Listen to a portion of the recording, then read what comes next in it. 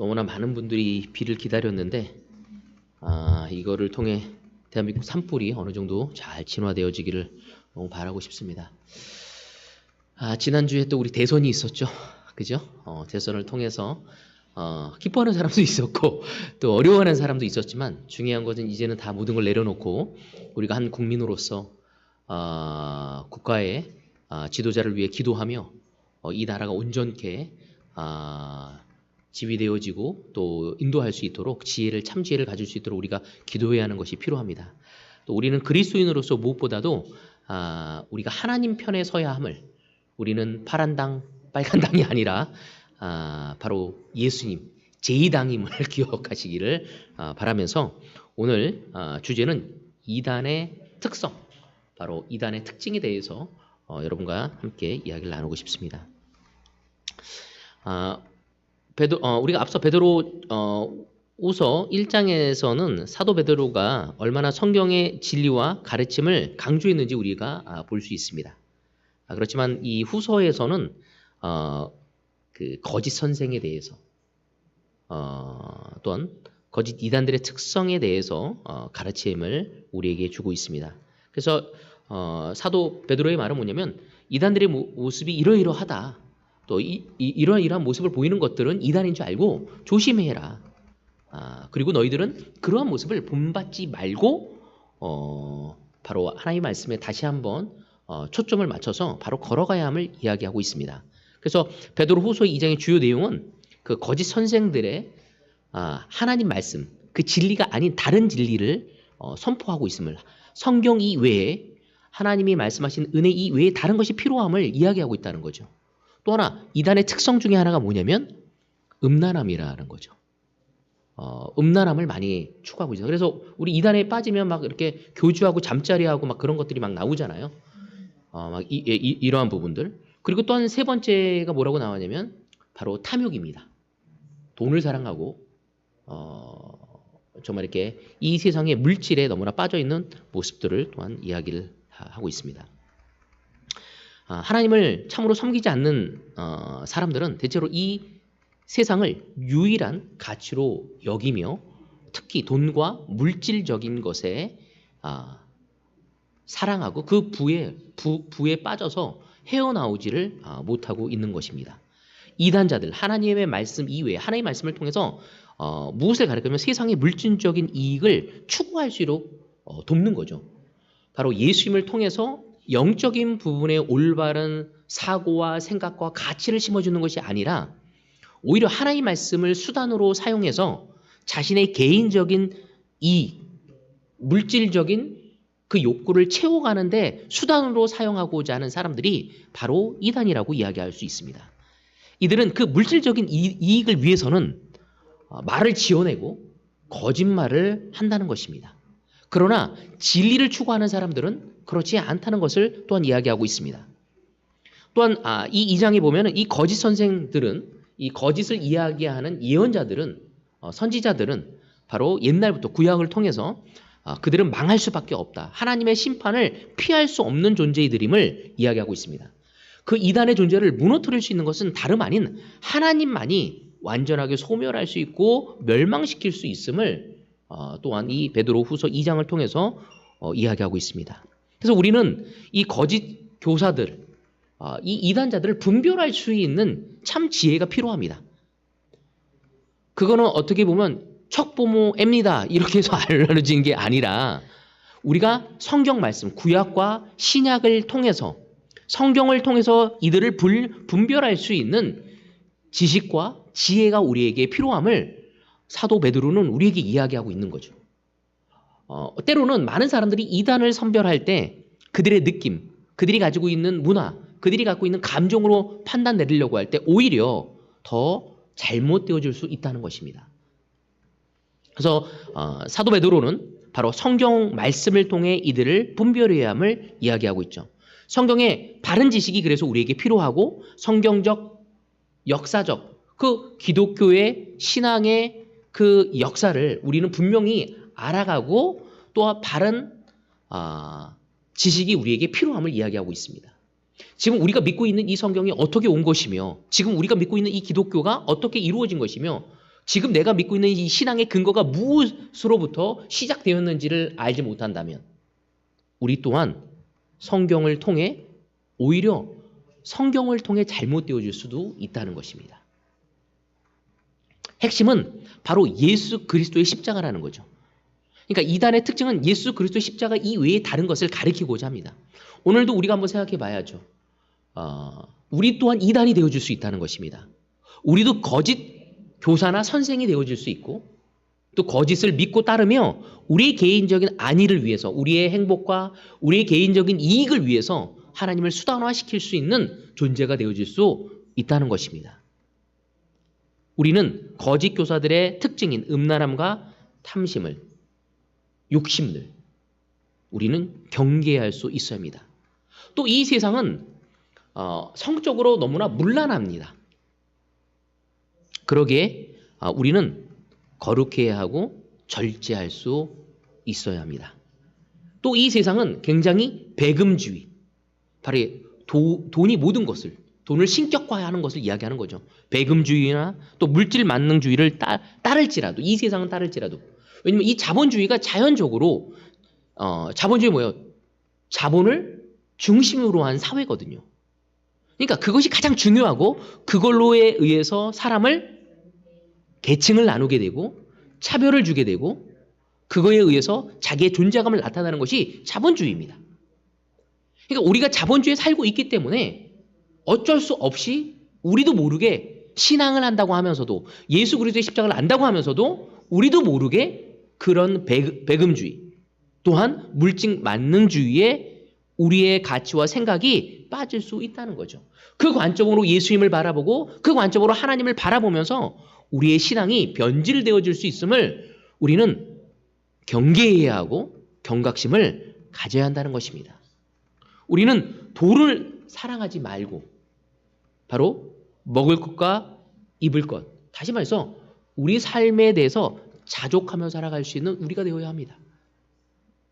이 자본주의는 끊임없이 남하고 비교하면서 배금주의에 빠지면서 물질 만능주의에 빠지면서 비교하면서 우리 스스로를 불쌍히 여기고 열등의식에 사로잡혀서 감사하지 못하고 냉소적으로 되어지고 이기적이고 교만한 마음을 가져갈 수밖에 없는 이 세상에 우리는 살아가고 있고 그런 사회 속에서 우리는 신앙을 지키며 예수 그리스도의 제자로 살아가는 존재임을 우리는 이해할 수 있어야 합니다. 그래서 오늘 이 베드로후서 2장은 우리가 잘 공부해야 할 부분 중에 한 부분인 것입니다. 그리스도인으로서 우리가 예수님의 십자가를 이해하고 따라가는 존재로서 우리의 마음을 살펴볼 수 있어야 한다는 거죠. 이단의 특징이 정말로 다른 곳에 가서도 다른 이름 하에 모일 수도 있지만 교회 내에서도 이단화 되어질 수 있다는 것입니다. 그래서 본문의 말씀을 통해서 이단의 특징이 무엇이고 우리가 주의해야 할 점이 무엇이며 어떻게 대처해야 하는지에 대해서 우리가 알아보는 시간을 갖도록 하겠습니다.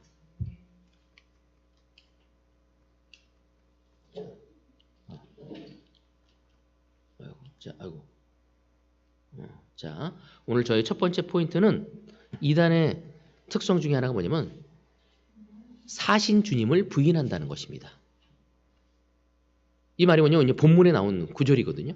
자, 우리 베드로후서 2장 1절을 같이 보도록 하겠습니다.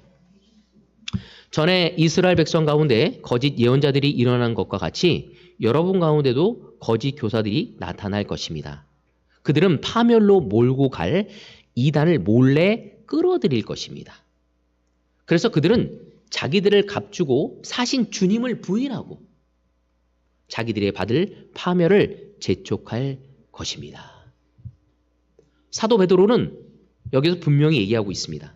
백성 가운데 거짓 예언자들이 일어난 것 같이 여러분 가운데도 거짓 교사들이 나타날 것입니다. 전에 이스라엘 백성 가운데, 그러니까 구약을 얘기하는 거죠. 그 안에서도 너무나 많은 거짓 예언자들이 일어났음을 이야기합니다. 근데 지금 여러분 가운데서도 거짓 교사들이 나타날 것이라고 사도 베드로는 경고하고 있는 것입니다. 여기서 백성들 가운데라는 건 뭐냐면 하나님의 백성 가운데를 이야기하는 거죠. 여러분 가운데는 뭐냐면 지금 교회와 제자들 안을 이야기하는 것입니다. 우리가 이미 그리스도 안에 그 울타리, 공동체 안에 있다 할지라도 그 안에 거짓 예언자와 거짓 교사가 숨어 있을 수 있다는 것입니다. 이건 우리가 되게 조심히 봐야 한다는 거죠. 그러니까 교회 이외, 교회가 아닌 다른 곳에 있는 것이 아니라 너희 안에 이미 있을 수 있다는 것을 이야기하고 있는 거예요. 우리가 똑같이 신앙을 하고 있지만 내 옆에 있는 형제 자매가 정말 거짓 교사의 이야기에 거짓 교사가 되어서 이 하나님의 말씀을 인간적으로 만들고 마치 기복신앙으로 우리의 삶을 이끌어갈 수 있음을 성경은 이야기하고 있는 것입니다. 이들의 특징이 뭐냐면 우리를 사신 그 주님을 부인하는 가르침을 전한다는 거죠. 예수님이 우리를 대가를 치르시고 사셨다는 그 주님이심을 잊어버리게. 다시 말해서 다른 복음. 성경은 예수님이 우리를 위해 십자가의 그 공로에 희생을 하신 것이 얼마나 큰 건지를 이야기하려고 하는데 오늘 한번 생각해 봐야 돼요. 오늘 여러분의 삶에 그것이 정말 중요합니까? 무엇이 중요합니까? 예수님이 나를 위해 나의 죄를 위해 십자가에 못 박혀 돌아가셨고 나는 구원을 받을 수 있는 길에 이르렀다는 것이 지금 여러분에게 얼마나 중요합니까? 이단의 특징은 그것을 무력화하는 것입니다. 그것을 별로 기억하게 하지 않으려고 하는 겁니다. 그것이 별 큰 의미가 없게끔 우리를 이끌려고 하는 거죠. 그래서 우리에게 있어서 성찬이라는 시간은 너무 중요한 것입니다. 우리의 근원이 무엇인지, 우리의 기초가 무엇인지를 알려주는 거죠. 또 여기서 보면 뭐냐면요. 사신 주님을 잊어버리게 하고 그거를 무력화시킨 다음에 뭐냐면 자기만 믿는 것이 아니라 몰래 끌어들일 것이라고 여기 나오고 있어요. 자신만 이단에 속한 것이 아니라 자신만 이단의 생각에 이끌리는 것이 아니라 다른 사람을 이런 유혹에 이끌 수 있도록 끌어들인다는 거예요. 이단의 가장 큰 문제는 그거예요. 자기만 하는 게 아니라 다른 사람에게도 그런 부정적인 그런 변질된 복음을 전달되어지게 한다는 거죠. 마치 그것이 이 세상에서는 지혜로운 거냐, 마치 그런 것이 우리를 좀 더 훈련시키는 거냐, 우리를 속이면서 우리를 이끌어간답니다. 하나님 백성 사이에는 이러한 가라지와 이 가라지보다 더 나쁜 독풀 같은 존재가 섞여 있을 수 있음을 성경은 우리에게 얘기하고 있습니다. 이런 이단은 밖에만 있는 것이 아니라 우리 안에서도 스스로 자생할 수 있고 생겨날 수 있다는 겁니다. 그래서 우리가 이단이라 했을 때 이단의 외부에 있는 이단만 경계해야 할 게 아니라 내부에 있는 이단을 조심해야 합니다. 거짓 교사들. 하나님의 영광이 아닌 나의 영광을 추구하고자 하는.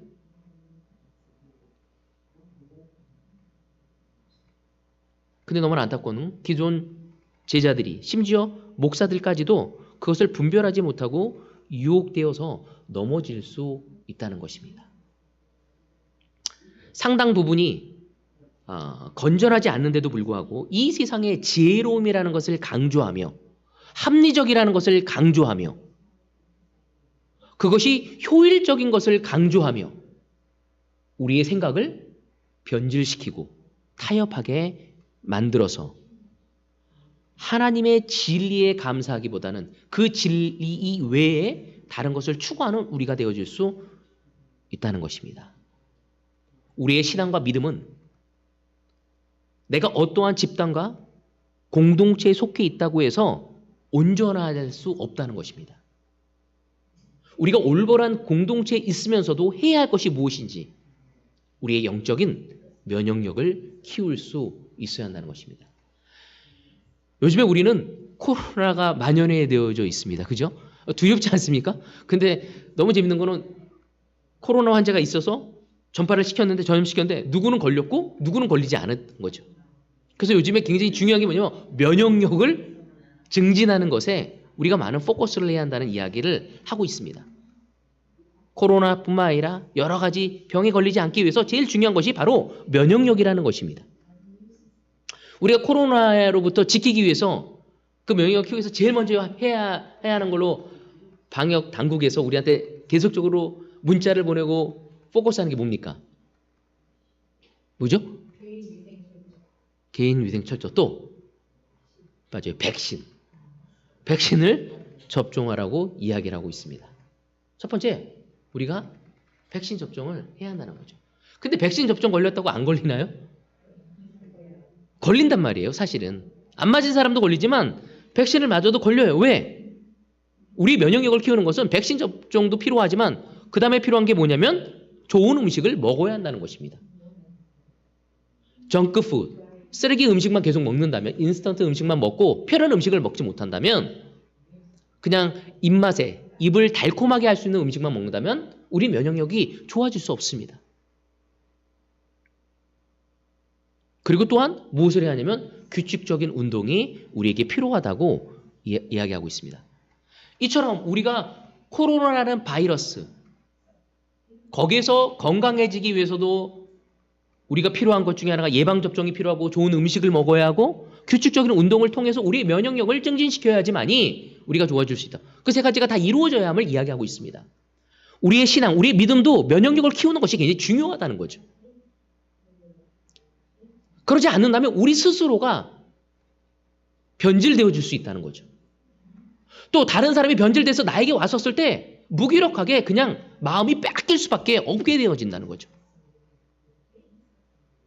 그런 가라지와 독풀들은 우리가 피해 다닐 수 있는 것들이 아니죠. 우리 삶 자체에 그냥 끼어들 수 있고 언제 어느 때라도 우리의 마음을 현혹시킬 수 있다는 것입니다.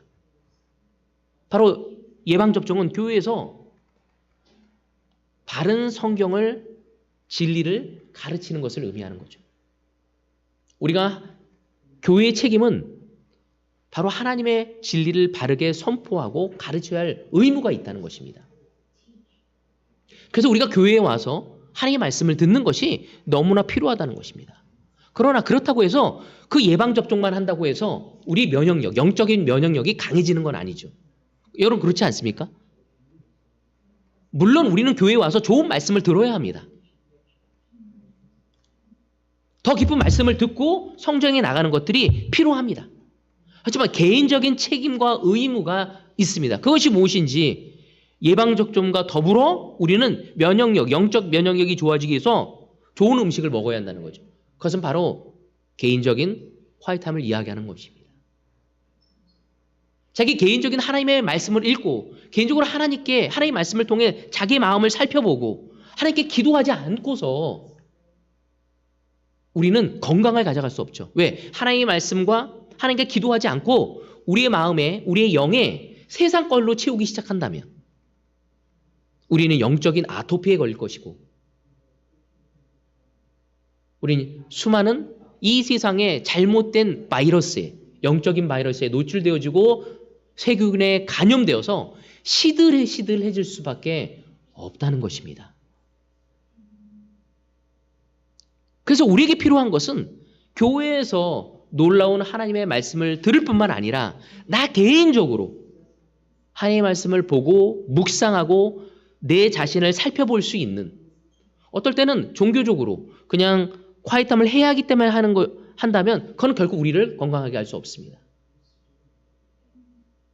또 세 번째 뭐죠? 규칙적인 운동. 그것이 필요하다고 합니다. 여러분 규칙적인 운동은 영적으로 뭘까요? 네? 교제죠. 맞아요. 여러분 코로나가 있다고 교제하지 않는다면, 내 마음이 힘들다고 교제하지 않는다면,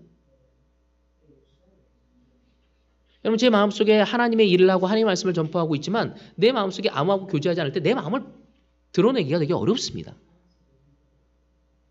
철이 철을 날카롭게 하듯 우리는 서로가 교제하며 서로를 날카롭게 할 수 있는 거죠.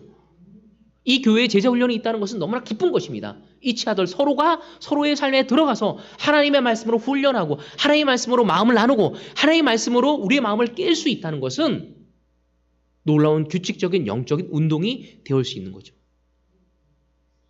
근데 너무 재밌는 건 면역력이 약할수록 운동하고 싶습니까? 안 하고 싶습니까? 안 하고 싶어요. 좋은 음식 안 먹고 싶습니다.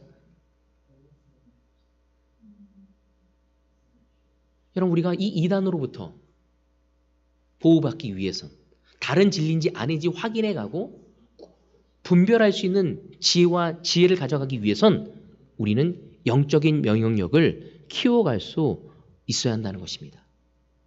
거짓 교사와 거짓 예언자들은 사신 주님을 부인하게 만든다는 거죠. 이 말은 뭐냐면 사신 주님, 우리를 사신 그 주님, 우리의 주님을 부인한다는 건 뭐냐면 예수님 이외에 다른 진리로 우리를 컨트롤링, 우리를 지배하려고 한다는 것입니다. 여러분 그것이 무엇이겠습니까? 우리가 구원받기 위해서 예수님이 아닌 다른 것이 필요하다고 느낌을 주는 거죠. 여러분 이 세상은 내가 뭔가를 증명해야 할 곳입니다. 남편으로서 증명해야 하고 아내로서 증명해야 하고 좋은 부모로서 증명해야 하고 회사에서 좋은 능력 있는 회사 직원으로서 증명해야지만이 되어지는 곳입니다. 근데 우리는 제자의 삶은 증명할 필요가 없는 삶이죠. 벌써 하나님이 우리를 사신 것입니다. 제 딸이 저에게 좋은 딸로서 증명해 보일 필요가 없죠. 그냥 건강하게 자라면 되는 것입니다. 제 아들이 그냥 건강하게 자라야 하는 거죠. 제 딸과 비교하며 열등의식을 느끼며 살아가야 할 게 아니라 그냥 저와 제 아내의 사랑 속에서 건강하게 자라기를 바라는 것처럼 주님이 우리에게 말하는 것은 바로 그러한 마음인 것이죠. 여러분 이단들의 특징은 행위로 구원받는다는 것을 가르칩니다. 변질된 진리는 하나님의 진리가 아닌 우리의 느낌과 우리의 결과로서 우리의 승리감을 조장하려고 합니다. 하나님의 말씀을 믿는 사람은 증명할 필요가 없습니다. 이미 증명되었고 우리는 그분을 사랑하며 그분의 부르심에 합당한 삶을 살아가면 됩니다. 자, 그렇다면 증명할 필요가 없다고 얘기했어요. 그냥 우리 이 자리에 앉아있는 경화 자체를 하나님은 사랑하신 거죠. 이 자리 자체에 있는 상수기를 그냥 사랑하시는 거죠. 하나님은. 이 자체 그냥 있는 우리 김종 형제를 사랑하는 것입니다.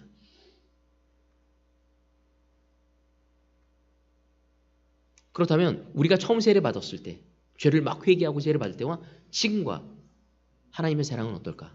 똑같다는 거죠. 우리가 얼마나 많이 바뀌었는지, 우리가 얼마만큼 열매를 많이 맺었는지, 우리가 얼마만큼 인정받고 있는지 그게 중요한 게 아니라 그냥 하나님은 그냥 우리를 사랑하십니다.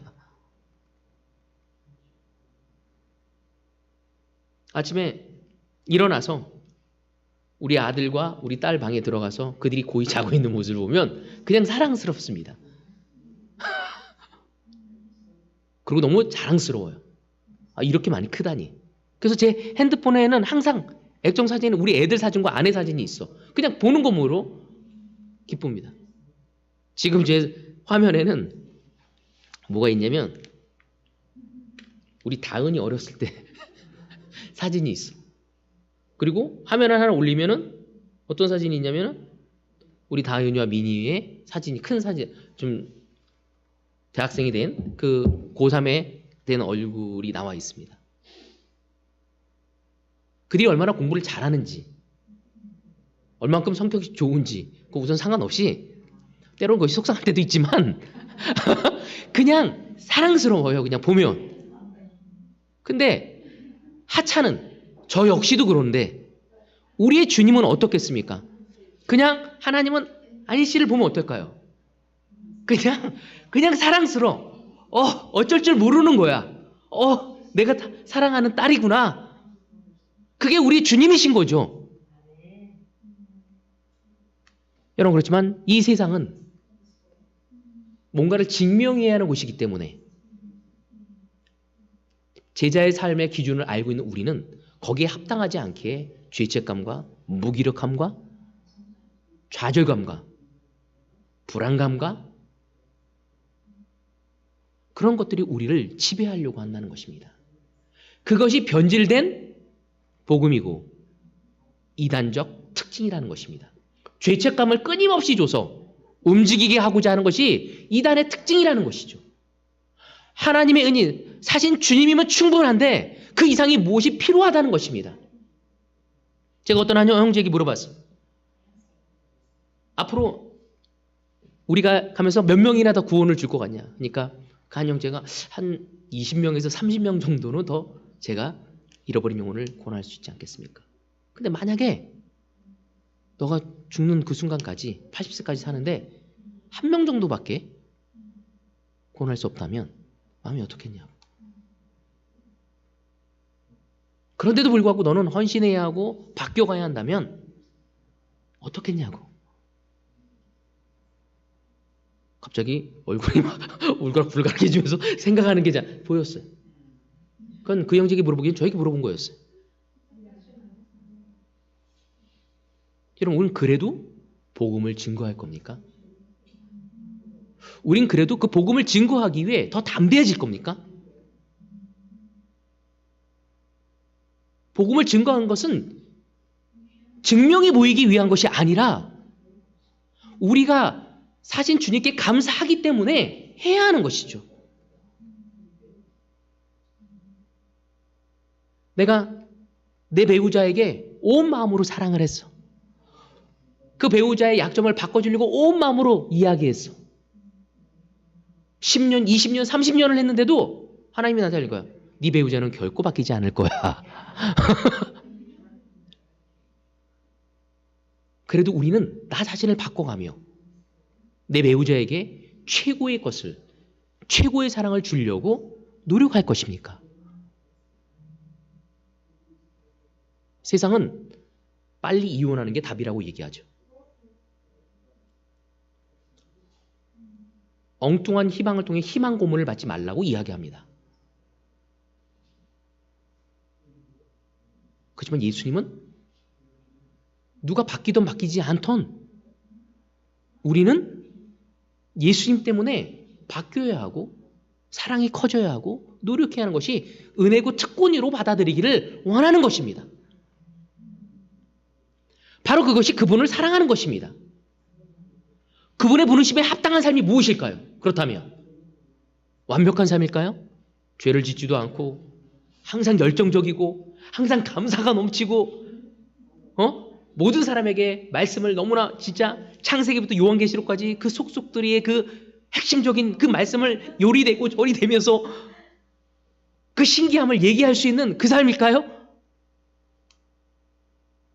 합당한 삶은 완벽이 아니라 우리가 죄를 짓더라도 우리 한 것이 잘 되지 않더라도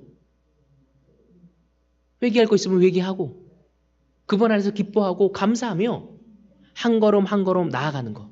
어제보다는 오늘, 오늘보다는 내일. 그 변화를, 그 기대를 가져가며 주님을 바라보며 걸어가는 삶이 우리의 합당한 삶이라는 것입니다. 한번 생각합시다. 우리 가운데 정말 경화가 가지고 있는 탤런트가 얼마나 많습니까? 경화하고 비교하면서 나는 그렇게 될 수 없어. 그건 너무 불행한 거죠. 그렇지 않습니까? 우리는 누구하고 비교해야 할 사람이 아니라 그냥 하나님에게 사랑받는 존재, 주님이 우리를 사셨다고 얘기하고 있습니다. 다른 것이 우리를 지배하지 말아야 함을 이야기하고 있는 것입니다. 바로 구원은 오직 우리를 위해 십자가의 모든 죄를 짊어진 예수 그리스도의 그 대속의 사역을 통한 것을 우리가 믿고 그분이 나의 죄를 사해 주시고 그분이 나의 구원자시고 내 삶의 주인이심을 믿고 그분의 이름으로 세례를 받고 죄의 용서함과 성령을 받았을 때 바로 그것이 구원이라는 것이죠. 더 이상 증명할 필요가 없다는 것입니다. 다른 방법, 다른 수단은 결코 주님 안에 있지 않다는 것이죠. 그래서 목사에게도 인정받을 필요가 없습니다. 여러분 벌써 사랑받는 존재예요. 여러분 이것이 오직 예수라는 그 슬로건을 걷고 바로 종교개혁의 핵심입니다. 종교개혁의 핵심이 뭐냐면 그 캐톨릭 구교회로부터 나올 게 뭐냐면 오직 예수로 충분하다는 것이었습니다. 그 가르침에서부터 종교개혁이 이루어졌고 개혁이 일어나서 지금의 교회가 생기기 시작한 것입니다. 하지만 이단들은 예수님 한 분만으로, 예수님의 은혜만으로 충분하다는 것을 가르치지 않습니다. 끊임없는 죄책감으로 우리의 마음을 끌어가려고 합니다. 주님의 십자가로 충분하다고 얘기하지 않습니다. 그렇다면 우린 충분하다고 생각하기에 그냥 배째십시오 하고 살아가는 삶입니까? 아니죠. 우리 아이들이 부모님에게 감사하면 자기의 삶의 열심을 가져가려고 한다는 것이죠. 더 무례하려고 하고 더 부모님을 짜증내게 하려고 하지 않는다는 것입니다. 우리 또한 그분의 그 사랑에 감사하며 살아가는 삶, 바로 그것이 우리가 이 세상과 구별되어진 그 거룩함을 의미하는 것입니다.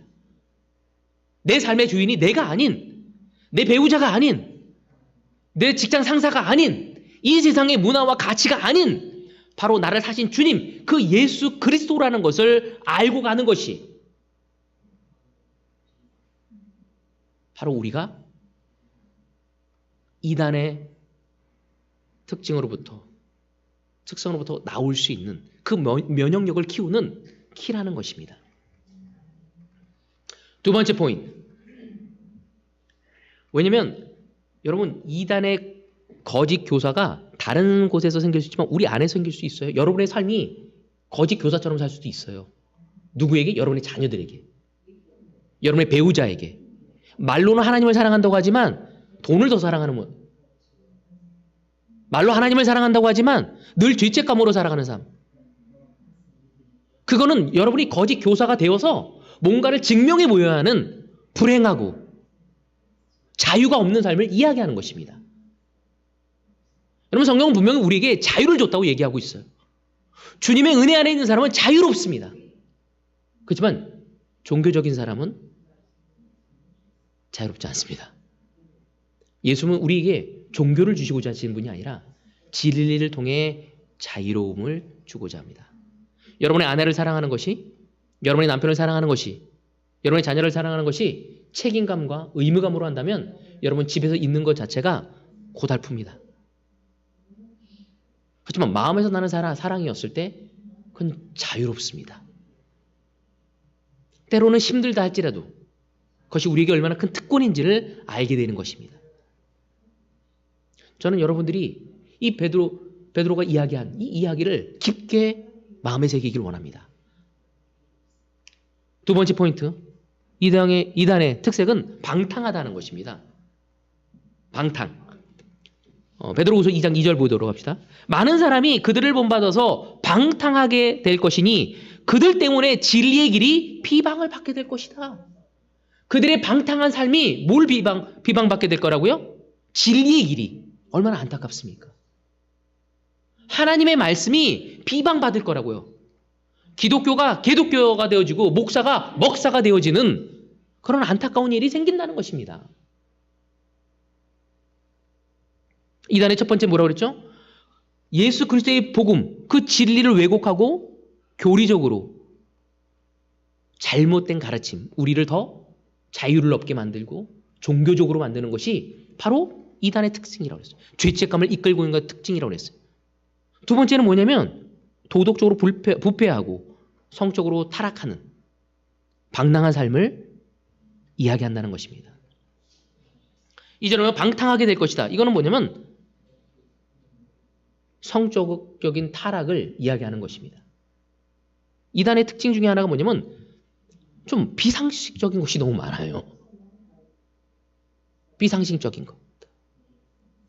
그래서 어떤 교회를 보면 뭐냐죠? 뭐 코로나인데도 막 소금 같은 거 뿌려주고, 야 이게 생명의 물이다 그러고 코로나 안 걸린다 그러고 막 뿌려주는 거. 얼마나 잘못된 겁니까? 근데 그걸 믿고 있어요. 지금 21세기를 살아가는 이 시점에 무당이 주술하는 것도 아니고 너무 이상하지 않습니까? 병원에 가야 하는데 기도만 하라고 하는 거죠. 여러분, 뿐만 아니라 어떤 담임 목사가 씻은 물을 주고 그걸 뿌리고 막 이렇게 바르면 낫는데요. 여러분, 그게 기독교에서 나왔거든요. 제가 말하면서도 웃겨 지금 이게. 말이 됩니까? 또한 어떤 교회는 어떤 목사와 같이 잠자리를 하면은 구원을 얻는데요. 저는 성역 공부하는 가운데 어떤 되게 대학생이고 예쁜 대학생이었는데 미모도 뛰어나고 놀라운 학생이었지만 그 교주와 잠자리를 갖고 상처를 받고 나온 사람을 봤어요, 직접. 왜 믿었냐니까 그 사람의 카리스마에 압도가 되어진 거죠. 그리고 억지로 했냐니까 억지로도 아니에요. 자기가 기꺼이 했다는 거예요. 여러분, 말이 됩니까? 너무 상식적이지 않아요. 비상식적이라는 거죠. 우리가 하나님의 말씀에 무지한다면 기독교는 이렇게 지탄을 받고 비방받을 거라는 거죠.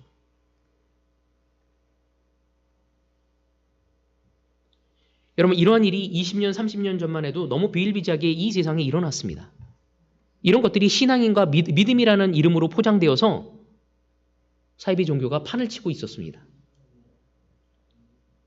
우리는 진짜 올바른 진리를 제대로 공부하고 알아가서 정말 주님께 영광을 돌리는 삶을 살아갈 수 있는 우리가 되어야 합니다. 그들의 그 방탕한 성적인 그런 방탕함을 쫓아가서는 결코 되지 않습니다. 너무 재밌는 것 중에 하나가 뭐냐면요. 그 교회가 이단인지 아닌지를 가장 쉽게 볼 수 있는 것 중에 뭐냐면 그 교회를 다니고 있는 형제자매들의 가정을 통해서 잘 볼 수 있습니다. 이단들의 특징이 뭐냐면 가정을 깹니다. 방탕하게 만드는 거죠. 무엇에 힘을 쏟아야 하고 무엇을 구만해야 하고 무엇에 마음을 담아야 할지를 혼란스럽게 만들게 됩니다.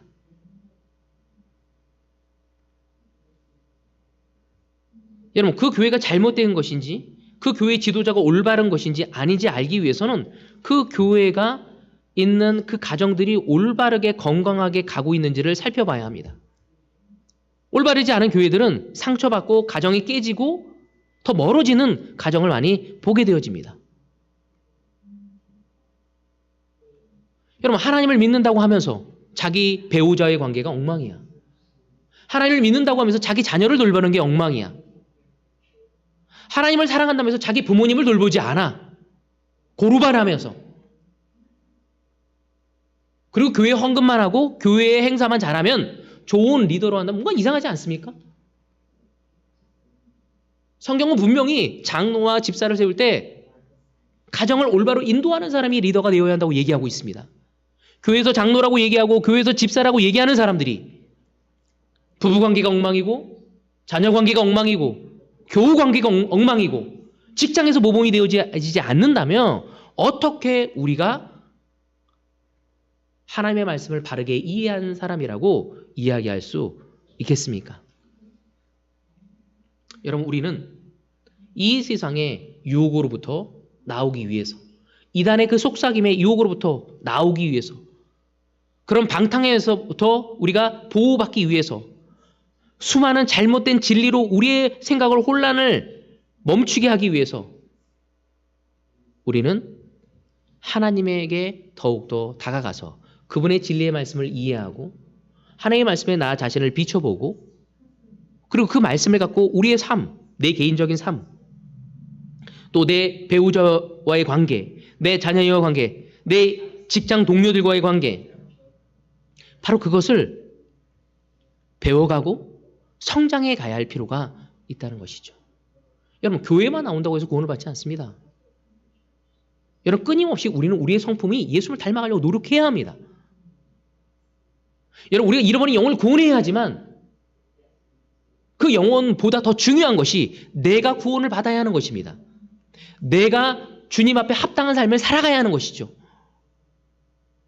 남을 미션한다고 생각하면서 가정을 내팽개치고 내 배우자를, 내 아내를, 내 옆에 있는 형제자매를 돌보지 않고 가는 것은 그것은 성경적이지 않다는 것이죠. 이단은 이렇게 우리를 현혹해서 망가뜨리려고 합니다. 오늘 세 번째 포인트는 시간이 다가서 제가 주중예배 때 나누도록 하겠습니다. 여러분, 이단은 외부에도 있지만 우리 안에 있음을, 그리고 내가 거짓 교사도 있지만 내가 거짓 교사가 될 수 있다는 것입니다. 여러분, 그러기 위해서 여러분 저를 위해 기도해야 합니다. 제가 이단의 교사가 되지 않을 수 있도록, 제가 하나님의 말씀에 올바로 서 있을 수 있도록, 여러분 저 또한 세상적인 욕심이 생길 수 있고, 또한 나의 명예를 위해 거짓말을 할 수도 있고, 순결함을 거부할 수도 있는 존재임을 여러분이 인식하고 올바로 갈 수 있도록 기도해주고 살펴보고 도움을 줘야 합니다. 저 또한 여러분의 삶이 하나님 앞에 올바로 가기 위해 하나님 말씀을 올바로 가르치고 내 삶을 살피고 여러분의 삶에 들어가겠지만, 여러분 또한 제 삶에 들어와서 제가 자녀 양육을 잘 하고 있는지, 내 아내와의 관계가 올바른지, 내가 다른 목회자들과의 관계가 올바른지, 내 개인적인 야망, 미션이란 이름으로, 명목으로 내 야망을 위해서, 내 욕심을 위해서 가고 있지 않은지 여러분들 봐야 합니다. 여러분, 우리 교회에 킴 맥킨이 있었죠. 무브먼트를 일으킨 사람입니다. 그 사람은 떨어져 나갔고 다른 교회를 세웠습니다. 이유가 뭐죠? 미션이라는 이름 때문이었습니다. 여러분, 오늘 이 시간 우리가 조심해야죠. 우리 또한 미션이라는 이름을 통해 다른 사람을 부리려고 하고 자신의 영광을 추구하자 하는 것은 결코 있어서는 안 됩니다. 이 교회가 크건 작건 하나님의 그리스도의 몸된 교회로서 존재하기 위해 자신의 영광과 자신의 이익만을 추구하는, 이기심을 채우기 위한 그런 교회가 돼서는 결코 되지 않습니다. 대구 그리스도의 교회는 서울과 하나고, 부산과 하나고, 아시아에 있는 교회들과 하나고, 미국에 있는 교회와 한 교회입니다. 유니버셜 철치라는 거죠. 온 우주적인 철치. 교회의 힘을 우리는 기억해야 한다는 것입니다. 내 필요와 내 이익과 내 영광과 내 아닐만을 존재하는 교회를 섬기고자 하는 삶이 아닌 온 인류를 생각하고 그리스도가 이 땅에 내려오신 그 목적을 생각하며 걸어갈 수 있는 우리가 되지 않는다면 우리 또한 거짓 교사, 거짓 선지자가 되어질 수 있다는 것입니다. 우리가 서로 깨어 있어서 서로가 그런 유혹과 그러한 가르침을 전하지 않을 수 있도록 서로를 지켜줘야 합니다. 제가 예전에 한 올리크리스천과 이야기 나눌 때 그 형제가 이런 얘기를 하더라고요. 나는 저 형제를 통해서 이 교회가 너무 올바른 것을 깨닫게 되었다. 자신의 죄를 고백하고 자신의 삶에 다른 사람이 들어올 수 있도록 하는 모습을 보면서 너무 격려가 되었다. 바로 그것은 거짓 선생이 아니라 내 옆에 있는 형제가 올바른 참 제자로서 지낸 거죠. 하지만 오히려 어떤 사람은 내가 저 자매의 모습을 통해 나는 이 교회가 잘못됨을 느낀다. 왜? 그 자매는 자기 이기심. 내가 좋으면 하고 내가 좋지 않으면 안 해. 모든 게 자기 중심이야. 내가 상황이 좋으면 하고 내가 상황이 좋지만 안 해. 내 영광과 내 가정, 내 아이들, 내 사업, 내 느낌, 내 감정. 여러분, 그게 제자입니까? 여러분, 우리가 거짓 교사가 될 수 있습니다. 근데 우리는 서로 영향을 주기 때문에 그러한 독풀이 될 수도 있고 가라지가 될 수 있습니다. 여러분, 우린 거기서 헤어나와서 참 지혜를 갖고 그렇게 가고자 하는 사람을 바로 세울 수 있어야 하고, 또 그런 것에 유혹을 받지 않고, 그것이 어떤 사람은 지혜롭다고 느끼는 사람도 있어요. 바로 그것이 아닌 사신 주님을 바라보고 비상식적인, 이 세상에서도 이기적인 사람을 원하지 않잖아요. 이 세상에서도 교만한 사람을 원하지 않습니다. 자기 생각에 도취되어서 자기 삶을 오픈하지도 않고 교만함으로 가지 않을 수 있는 우리 모두가 되어지기를 바라면서 오늘 주일 말씀을 여기서 마치도록 하겠습니다.